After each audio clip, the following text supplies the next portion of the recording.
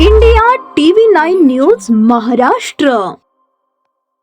मोहोळ ढोक बाभुळगाव ता मोहोळ येथील उजनी दाव्या कालव्यात पोहण्यासाठी गेलेले फरशी बसविणारे कारागीर वाहून गेले होते।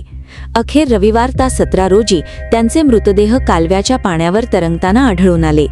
पोलीस प्रशासनाने व गावकऱ्यांच्या मदतीने ते मृतदेह पाण्याबाहेर काढून शवविच्छेदनासाठी मोहोळला पाठवून ते त्यांच्या मूळ गावी रवाना केल्याची माहिती पोलीस निरीक्षक बाजीराव पोवार यांनी दिली।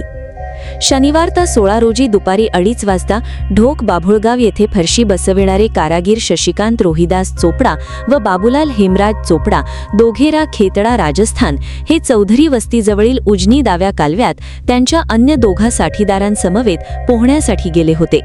अगोदर बाबूलाल चोपडा याने पाण्यात उडी मारली, मात्र त्याला वाचविण्यासाठी शशिकांत चोपडा याने पाण्यात उडी मारली। मात्र घाबरलेल्या बाबूलालने शशिकांतचा पाय घट्ट धरला, त्यामुळे दोघेही बुडाले। कालव्याच्या पाण्याच्या खोलीचा अंदाज दोघांनाही आला नाही। बराच वेळ ते दोघे वर येईनात म्हणून त्यांचे साथीदार घाबरले। त्यांनी इतर नातेवाईकांना व पोलीस पाटील यांना ही घटना सांगितली।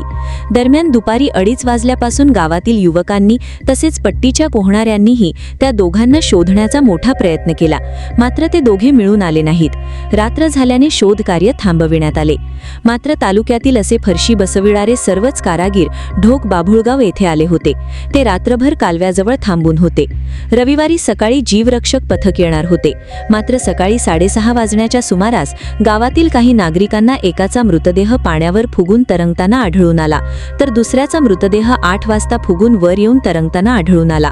गावकऱ्यांनी व पोलीस पाटलांनी स्थानिकांच्या मदतीने मृतदेह पाण्याबाहेर काढून शवविच्छेदनासाठी मोहोळ येथील ग्रामीण रुग्णालयात पाठविले।